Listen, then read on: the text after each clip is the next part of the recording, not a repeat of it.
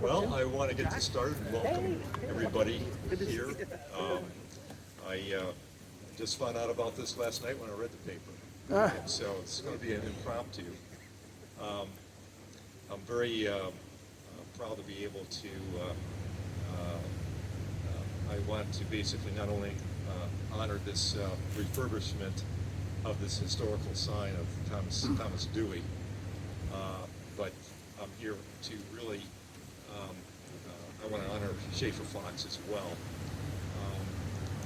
I know pretty much what it takes to have one of these signs refurbished. It takes someone with passion, someone with the level of a Wasso to take on an endeavor of this magnitude, and it's a magnitude.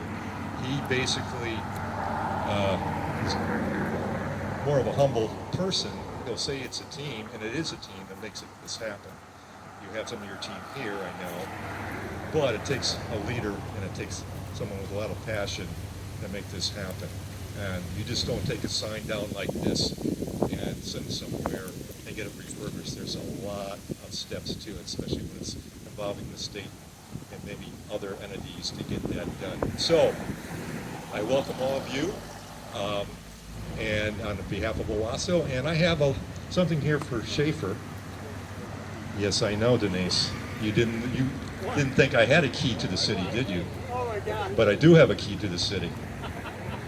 Schaefer, would you come up here? Oh my gosh, thank you. I would love, because of your love of Owasso and your dedication to the historical signs of Owasso and everything you do, here is the key to the city. Oh my gosh, thank you so much. You bet.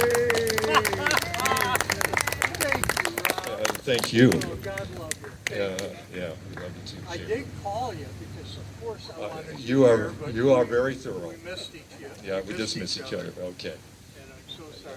Thank you, buddy. You bet. Thank you. Thank you, Mayor. Thank you for all for coming. Great Appreciate job. it. Thank you.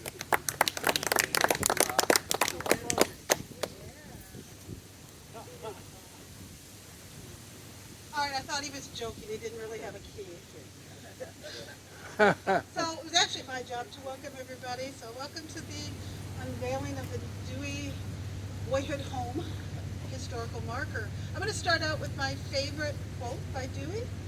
Nowhere have I found a city more eager to welcome the stranger or take to its heart the returning son. He said that during his campaign in 1948, and I love that.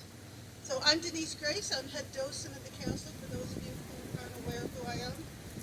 We would like to invite everybody after the event to a meet and mingle at Tim Hortons.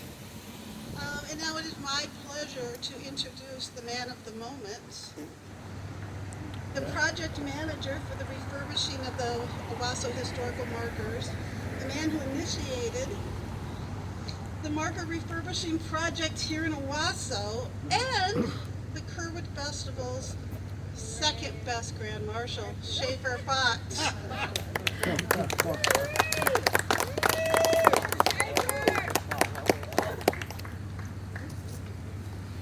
Thank you so much, Denise. And Denise is right. There will never be another Kerwood Grand Marshal as good as she was. Yeah. Okay, Denise. Well, welcome again to everyone for the unveiling of the historical marker that honors the boyhood home of the late, great Thomas E. Dewey. This is the last of 15 historical markers that have recently been refurbished here in Owasso.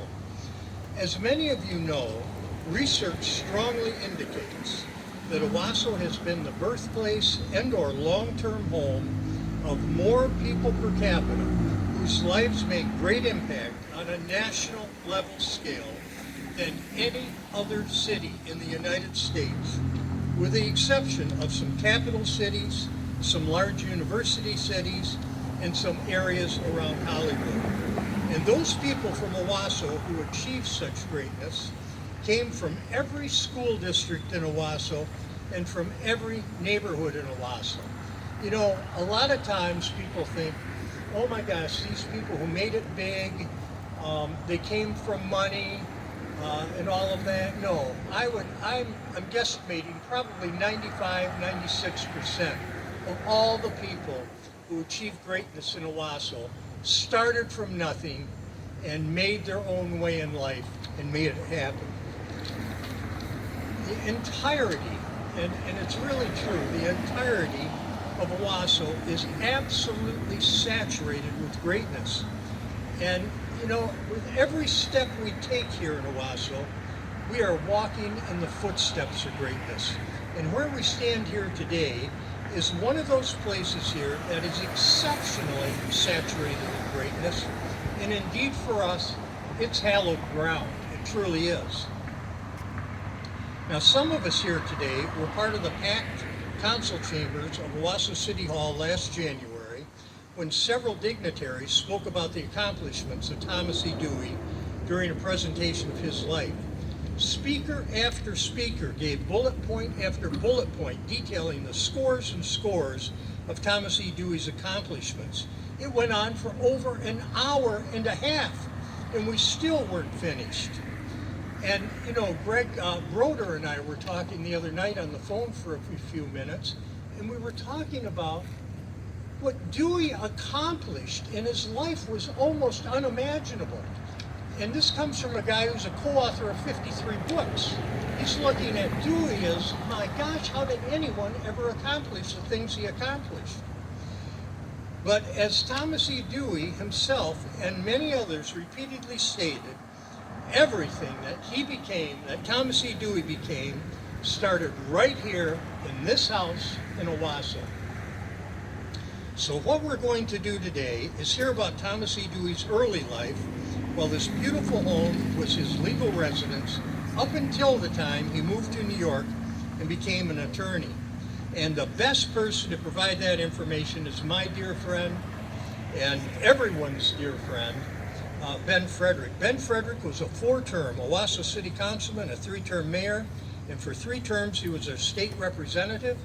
And during that last term, he served as the majority floor leader of the Michigan House of Representatives, and that is the highest position ever held by anyone from Owasso in the Michigan House of Representatives. And Ben also put up $2,000 to make these marker projects happen. So, our great friend, Ben Frederick. Never feel worthy of those introductions at Schaefer's. They are their own animal, but thank you. Thanks very much. It's really a special moment as we look at the conclusion of this phase of activity that involves 15 different restorations of plaques and markers around the city of Owasso. Truly an extraordinary effort, as Denise mentioned, that really would not have happened without that continued leadership and drive of Schaefer Fox. So as our foremost historian, Schaefer, thank you, really. Volunteerism is just off the charts. I'm going to talk a little bit, just excerpts from what was a marvelous overview of Dewey's life in the rededication of the birthplace marker some weeks ago, talking about this phase of his life. And I was talking with some folks here, maybe there's some interest that we continue the Dewey Trail now that we're going to be doing the birthplace and now the childhood home. Maybe our next stop as a group should be New York, huh? What do you think? We'll start planning the trip. But excerpts from this previous presentation. Thomas E. Dewey was born in 1902 on the 2nd floor of a building that stood where Tim Hortons stands today. He went on to grow up in different houses, but spent most of his youth at this house on the southeast corner of West Oliver and Pine Streets in Owasso. The Deweys loved this house, and in fact his mother lived here until her death in 1954. The house was also convenient because it was located only a block from Central School, which at the time also housed Owasso High School. Now let me set the stage with a little story that will give us all an idea of the kind of person Dewey was as he grew up in this house. In a 1948 Detroit News article, Dr. A.L. Arnold of the Arnold Clinic on Bradley Street in Westtown, the founder of that clinic, recalled that back in 1907 or 1908, there were a gang of bullies in Owasso who would push around the younger or weaker kids and steal marbles and other things from them. Dr. Arnold said that Dewey, who was only 5 or 6 years old at the time, formed his own gang of good guys who protected the younger and weaker kids and stood up to the older bullies and ended their racket. Foreshadowing there. Thomas E. Dewey was one serious character who always wanted to do the right thing. He was also a great achiever who, through hard work, earned everything he became. During grade school, at the age of 7, Dewey began taking piano lessons and would practice piano for an hour at home every day and for 2 hours on Saturdays.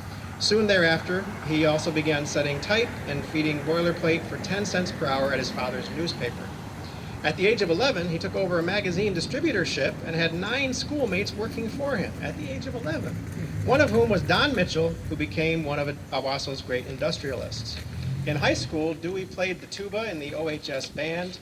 He was on the football team, he was on the debate team, he sang in the choir, he acted in his junior and senior year plays, he was editor-in-chief of the yearbook, he became an excellent tennis player, took boxing lessons, and was the choir director at Owasso's Christ Episcopal Church. He swept floors and clerked in shops, he spent his Christmas vacation working at the Owasso Sugar Company, and he continued to work at his father's newspaper. I'm feeling the same imposter syndrome as I felt when I gave this speech the first time. Of course, World War I was raging while Dewey was in high school, so he joined the Owasso Cadet Corps with 40 other boys and drilled 2 nights a week and rose through the ranks to lieutenant. And because there was a shortage of men available to work on the farms during World War I, the Boys Working Reserve was formed, and Dewey spent an entire high school summer vacation living and working as a laborer on a farm in Ovid. He was also president of his senior class. He graduated a year earlier than students his same age, and he was never tardy and never officially missed a single day of school during his 12 years at grade school and high school. And all of that was only part of his activities. He did all that before reaching the age of 18. When his mother asked him why he didn't get straight A's as well, he actually graduated 8th in his class. He said, quote, because I don't want people to think I'm a freak. But now when young Dewey was working as a laborer on that farm over by Ovid, he was an outstanding singer, and he wanted to become a professional singer. He had a deep baritone singing voice, and he used to sing, usually classical music, operas, while he milked cows on that farm in Ovid back in 1918. Just picture that going on. The farm in Ovid didn't even have indoor plumbing, and yet there was a high school student from Owasso, the nearby big city, who would become one of the most respected men in America, singing complex classical music while he milked the cows. The first glimpse of Dewey on the state and national scene was in 1923 when he was a senior at the University of Michigan, and it also involved music. During that year, there was a national contest to find the best unknown singer in the nation. By then, Dewey's desire to become a professional singer had intensified, so he entered the contest, and lo and behold, judges declared him to be the best singer in Michigan, and then earned him the right to compete in the national finals in Asheville, North Carolina. By the end of the nationals, Dewey had been named the 3rd best theretofore unknown singer in the entire country. But fate eventually prevailed, and he decided to become an attorney instead. It's a hard segue after all of the accomplishments, but, he becomes an attorney. Within the 2 years that followed, Dewey toured the American Central Midwest and Southwest. He visited cousins in California, swam in the Pacific Ocean, and camped in the wilderness. He and a buddy later took a boat to the UK, bought an old Ford, and toured England and France. It was also during that time he grew his famous mustache. During those same 2 years, he graduated from Columbia University School of Law, and by then he'd become fluent in French, German, Italian, Yiddish, and could speak some Russian, and an expert in Morse code. Dewey also began his law career during that period in 1925 as an entry-level lawyer on New York City's Wall Street, where he was just one of thousands of young lawyers in that city who were working away pretty much unnoticed. But he was well on his way after this season in this home to what would become a distinguished career, which brought him great renown. I'll now ask Mr. Schaefer-Fox to come up to offer some closing insights.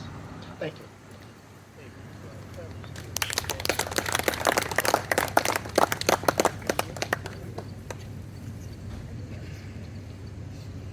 Wow, that's something. Thank you, Ben.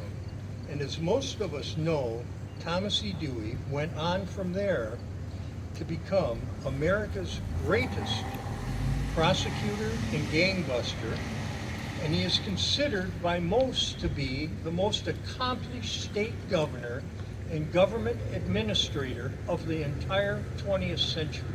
The guy was amazing. He was a 3-term governor of New York, and he was also twice selected the Republican nominee for the presidency of the United States. During his lifetime, Thomas E. Dewey was in fact recognized as America's public hero #1. And there's a long list of things that would demonstrate how much America loved him and respected him.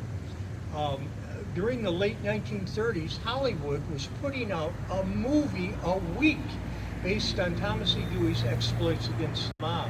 There were also 3 syndicated radio shows, very popular, going on long before TV and the internet and all of that, that were based on Thomas E. Dewey's exploits against the mob. And I remember when I was a kid in the early 50s, there was still a saying that was being used around Owasso and all over America. You know, if you had a company or a group that was having any kind of a problem they couldn't seem to solve, or if there were incompetent employees in a company, people would say, you know what we need around this place is a Thomas E. Dewey. Remember that, Phil? Everyone was saying that all the time when there were problems. Now, on to a few other people who I know we'd love to hear from. And one is our great friend, Bill Ballinger. Where is Bill? There he is, right there. Now, let me tell you a little bit about Bill. Bill is both a former Michigan State Rep and a Michigan State Senator, and he was an official in President Ford's administration in Washington, and he was a professor at Central Michigan. He had a radio talk show that was syndicated across Michigan. He was the editor of Inside Michigan Politics. He founded the Ballinger Report, and for decades he was a panelist on one of my favorite shows, WKAR-TV's Off the Record with Tim Scooby. But most importantly for us, Bill was the person who gave the unveiling speech for the Thomas E. Dewey birthplace marker that is down. We refurbished that one too. It's down in front of where Tim Hortons is today. And that was way back in 1972. And he had with him the guy who owned the farm who Thomas E. Dewey worked for in 1918. That's so just see how everything is connected through time here. And he was also one of the speakers, gave a beautiful presentation on Dewey's life last January at Owasso City Hall. So Bill, please come up here and say a few words. Thank you, buddy.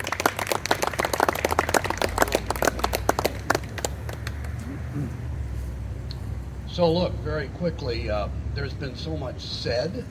I don't want to go over it, but one of the things I heard was per capita, Owasso has yielded more greatness than any other city in the United States, North America. I mean, look, Frederick Frieseke, who grew up just a couple of blocks from here. Alfred E. Hershey, he just dedicated a marker to him on Oliver Street like 2 years ago. Nobel Prize winner. James Oliver Curwood, obviously the Curwood Castle and everything else, one of the great novelists of the early 20th century. Al Bentley, former congressman. I mean, we could go on and on and on. But Thomas E. Dewey was so great that, you know, we need multiple celebration ceremonies in his honor. At that dedication back in January, Calvin's store used to be there before Tim Hortons. That's where it was. And yes, the name of the farmer was Earl Putnam. I've got a picture of him with me in my pocket right now. And it was not in Ovid, it was on West Hibbard Road, just 2 miles from where I lived when I was in Shiawassee County back in the 60s and 70s. And Tom Dewey worked there all summer long. And the other person in the picture was Harriet Welch. And who is she? The mother of Phil Welch, who is here with us today. Let's give Phil a round of applause, okay? So everything is connected. Ben and Schaefer are absolutely right. Everything is yoked together here. And Thomas E. Dewey was an incredible figure. Unfortunately, he lost twice for the presidency. And the second time, everybody thought for sure he was going to win, but he didn't. And he is the only person in history who's had two books written about his defeat. One, a work of fiction, and one, a documentary, nonfiction book. The second one by A.J. Bain, the first one by Thomas Mallon. And both had the same title, and I bet you've heard it before, and you've seen the famous picture, Dewey Defeats Truman. That was the title of both of those books, because remember the picture of Harry Truman holding up the newspaper in 1948 when, he had won the presidency, but the Chicago Tribune blew it.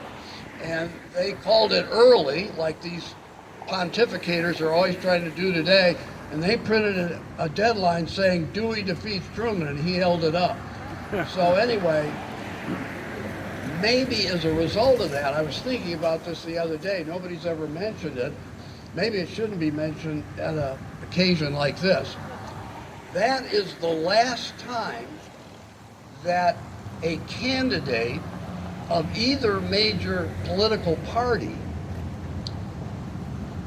had, on a presidential ticket, had facial hair.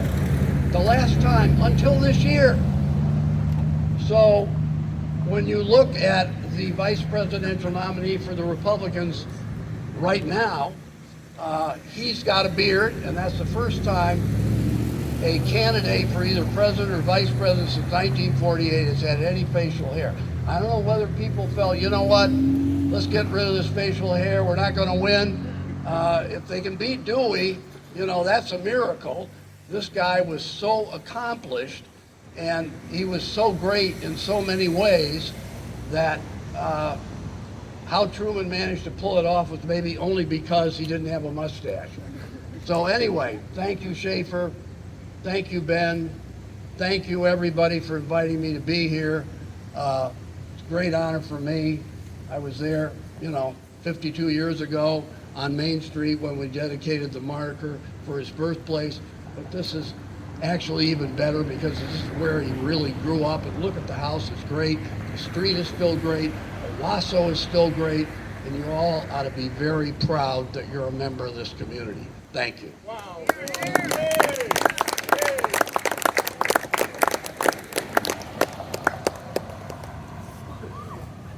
Thank you so much, Bill. That was wonderful. And next, who I want to hear from, I think everyone wants to hear from, is our great friend, Greg Roeder. And I'll tell you, Greg is the commissioner. He's the chief, or whatever you call it, of the Shiawassee Board of Commissioners.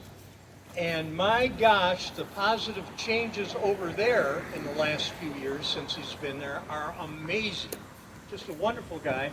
He's also the co-author, as I mentioned, of 53 books. 33 of them, I believe, were Star Trek books, and he and his wife, Diane Carey, who he did 29 of those Star Trek books with. One of their books was the first Star Trek book to hit the New York Times bestseller list, and they kept Star Trek on the New York Times bestseller list for a period spanning 15 years. It's amazing. So give us your thoughts on Dewey, Greg, and love you to pieces, and I'm so glad you're here, buddy. Thank you very much, Schaefer. You left out a little detail that I would be speaking today. Oh, I did? I thought. Sorry, Wing it. I have no prepared remarks, although it is amazing to me. Schaefer, I think you know more about me than I know about me. So thank you for those very kind words. I don't think I have much to add to what's already been said.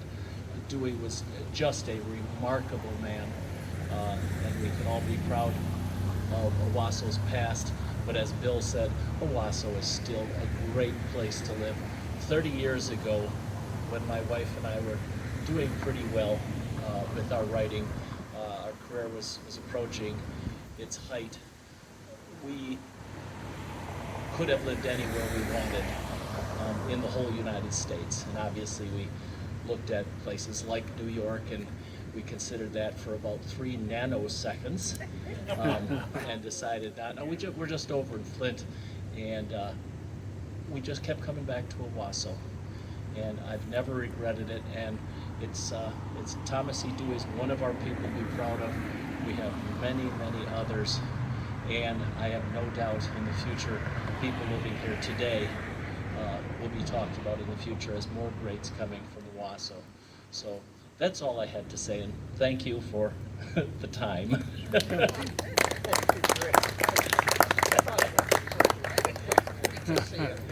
I'd have dressed up a little better. You look great. And now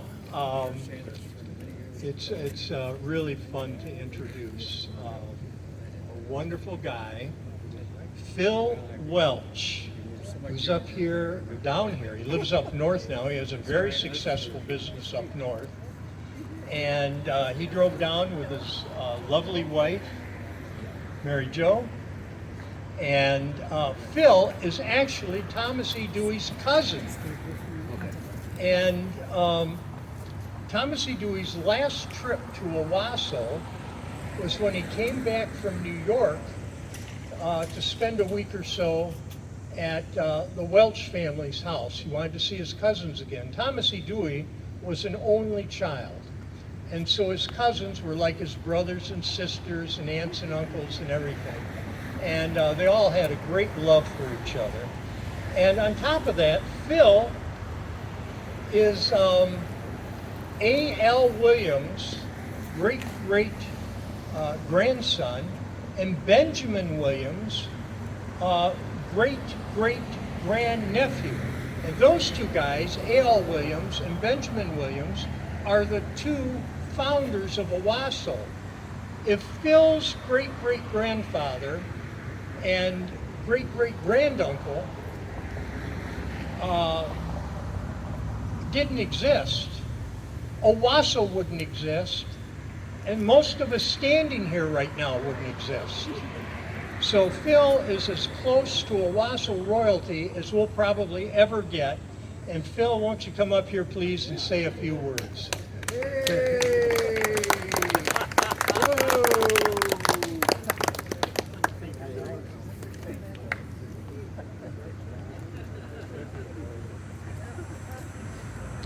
It's an honor to be here, and it's a privilege for me to be amongst all of you.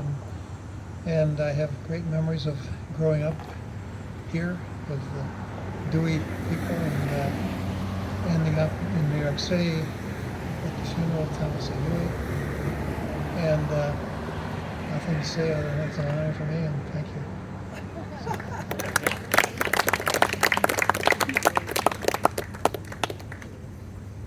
And Phil, I just remembered something from 8 or 9 months ago, and that was I called Rob Teich, the mayor, and I wanted him to host our event down there.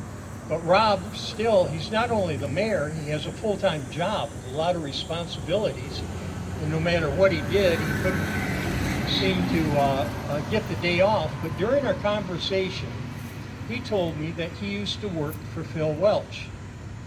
And he told me, and this was off the record, but I don't mind saying it now. Phil told me that there is no one on earth for whom he has more respect than Phil Welch. Now, isn't that a nice compliment? Remember saying that?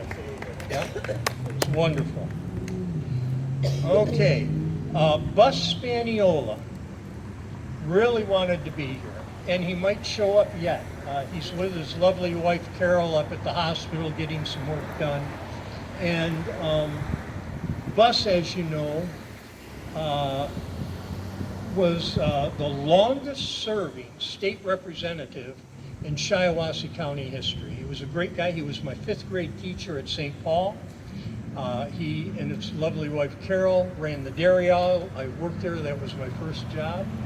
And Bus was there in downtown Owasso for the 44 election. Dewey kicked off his campaign, not in New York, not in LA, not in Seattle or somewhere. He kicked it off in Owasso, Michigan. And it was a huge parade. And Bus Spaniola was standing there, a little boy, and watched this parade. And he watched Dewey go by in the convertible. And then in 1948, Dewey kicked off that campaign in Owasso as well. And there was Bus Spaniola standing there watching that too. So I hope Bus shows up here today. He was surely going to try. And someone else I want to thank, because a lot of this would have been much more difficult, might not have happened. We want to thank Brent Singer, who's standing right there. What a great guy, who led me to Kevin Maurer,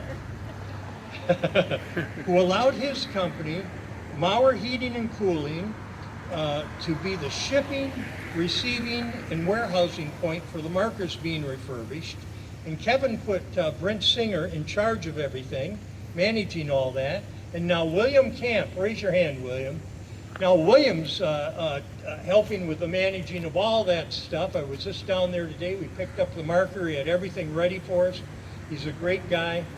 And that, I can hardly explain how much that helps, because the city of Owasso, their Department of Public Works down by Milwaukee Street, they have a lot of personnel, but someone isn't there all the time.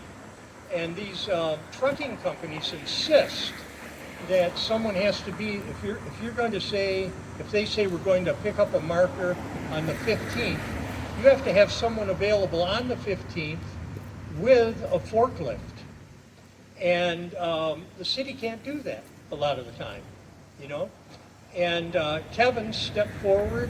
Brent took us to Kevin, and you all just did an amazing job. And Brent, my gosh, we'd be going out to Home Depot, and we were out at Georgia Pacific climbing towers of pallets that we needed and all kinds of stuff. So we appreciate you guys so much. You're a big part of this whole thing. And we're grateful to Ken and Nicole Yelkin, who are the current owners of the Thomas E. Dewey Boyhood Home here. And Ken and Nicole are a wonderful couple. They wanted to be here today, but they're nurses and they're at work right now. And they just couldn't be here, but they send their best wishes to all of you, to all of us, and they thank you all for paying such a nice tribute to Owasso. Now, we also want to thank the Owasso Historical Commission, who is represented here today by Commissioner and Reverend Bill Mall. Where are you, Bill? There you are, buddy. There you are. And, Ben and Phil put up $2,000 each. And then I found this little known grant. And, but it had to be applied for by a certain type of nonprofit organization, which I didn't have. And I went to Nathan Henney. We ran it through the city of Owasso, and we won. And so we went back and we kept applying for more and more grants. And we won 4 grants for refurbishing, 60-40 grants where the state of Michigan would pay 60% of the grant, and then we had to pay the other 40%. And then the Owasso Historical Commission came through and paid the 40% match on 2 of those grants. So that left money over so we could do some other things, like this marker right here. So we appreciate all you've done, Bill, and all the Owasso Historical Commission has done. And representing the Shiawassee Historical Society here today is Mary Ann Laux, a wonderful gal. And yeah, Mary Ann. And it was a Shiawassee Historical Society that paid for that wrote the text for and that erected this historical marker way back in 1970. If it weren't for the Shiawassee Historical Society, we wouldn't have had a marker to refurbish. So thank you so much. Thank you so much. I know. Well, tell the others at your place out there how much everyone appreciates them. And I want to give some thanks very quickly. I'll just rattle off some names to people who mean so much to me, who have helped in a lot of different ways. Mark Fox, who, you know, we have the mic, we have the camera, we have generator. He's always there when I need him for anything. He helped put up this marker and take it down. Marianne Mosier, Michael Kovich, who was part of taking down and erecting this marker. Gene Jankovic. Where's Gene? Hey, there he is. Gene Jankovic, Randy Wilkins, Dave Schrinker, Jim Bowles, Patrice Dillo, Sherry, Laura, Lisa, Sharmy, Kathy, Tia, Michael, Carla, Brenda, Sue, Amy, Bethy, and Kimmy, and I probably left out some others. And our dear friend, our dear sweet friend, Sue Degerstrom-Storer. We all remember dear Sue, and she passed away recently. She's my grandparents and her great-grandparents are great friends. Families go way back. She was a dear friend. She gave a beautiful talk during the Dewey presentation down at City Hall back in January. And she was as pro-Owasso as you can get. She did so many things to help Owasso throughout her life. And today her daughter Jan is here. Where are you, Jan? And is your cousin here? Yeah. Her cousin Marianne, was going to come up from Birmingham, but her mother, Mary Jane, broke her hip and is in Beaumont Hospital. So we're so glad you're here, Jan. We all miss your wonderful mommy, let me tell you. What a wonderful gal. And so anyway, all of these people played a part in these marker projects. Now, if Ben Frederick and Phil Welch will please come up here, and we're going to unveil this beautiful marker in a moment that honors the Dewey Boyhood Home. Now,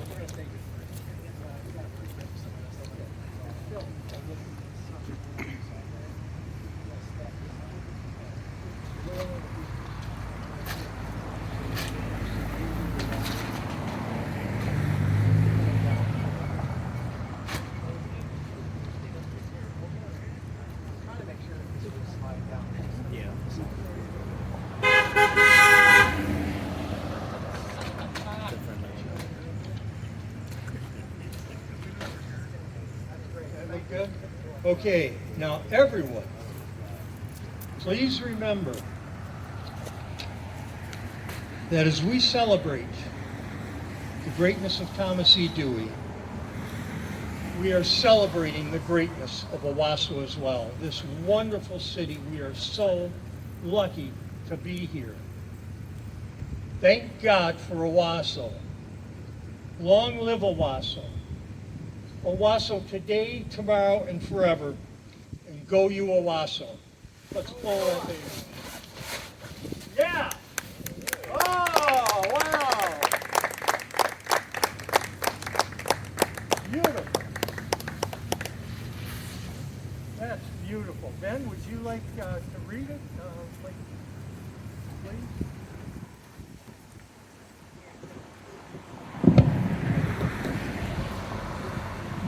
Boyhood home of Thomas E. Dewey. Thomas Edmund Dewey, son of George M. and Annie Thomas Dewey, was born March 24, 1902, over a general store on Main Street, Owasso, west bank of the Shiawassee River. Graduated Owasso High School 1919, A.B. degree, University of Michigan 1923, LLB, Columbia University 1925, admitted to the New York Bar 1926.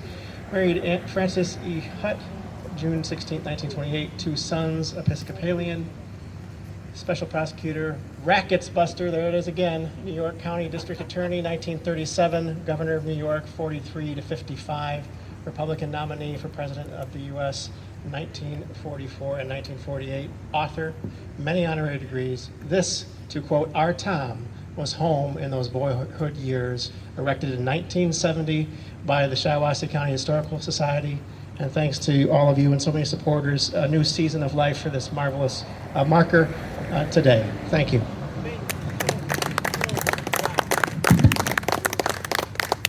I want to speak for just a quick moment on stewardship, because I know I speak for Phil as well. When we offered support for these projects, it's, offering support in a number of areas, the stewardship that Schaefer demonstrated in those resources was so profound. I kept getting invited to new things he had done with the same amount of money. We had the thought process of a project and another plaque, another bronze marker restored. So thank you, Schaefer, for being a steward of the resources that we and others put forward so that we could have that confidence in the work you're doing. The fact that we're at 15 things that were done with that pool of seed money is profound. And I want to thank you for honoring that.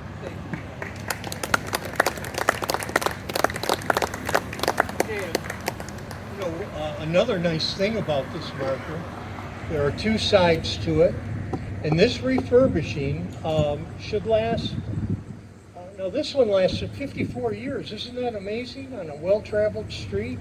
And the paints are better now and everything, so who knows? And we were able to use the same posts. The people who lived here were smart enough to put a brick wall around the little garden here so that lawn tools wouldn't hit it and everything else. And so these posts are 54 years old. That's almost unheard of when it comes to historical marker posts. So thank you all so much for being here. And I hope Thomas E. Dewey up there is looking down with a big smile. And we're all going to go down to Tim Hortons and for a mingle session. And let me tell you, last January 4th, after we did the unveiling of the Dewey birthplace marker in front of Tim Hortons, we went into Tim Hortons for a mingle session. It went on 2.5 hours. Oh my gosh, was it fun? Wasn't it fun, Teresa? It was this, yeah, it was a blast. So we hope you'll all join us down there for this mingle session. Thank you for everyone for being here today. And God love Owasso.